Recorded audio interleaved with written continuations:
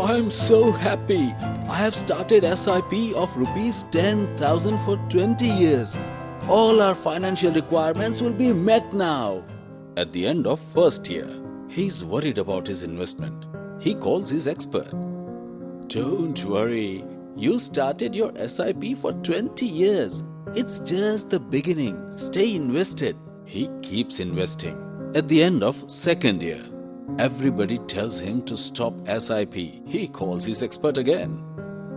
Be patient and your investment will not disappoint you. At the end of third year, the investor is getting more worried. He met the expert. No need to panic due to market.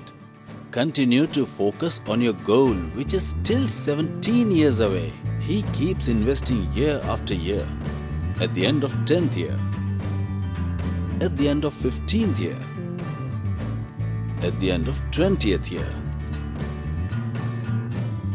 Thank you for guiding me on the right path. SIP says, when you feel like quitting, remember why you started. Do not stop. Keep investing in SIP.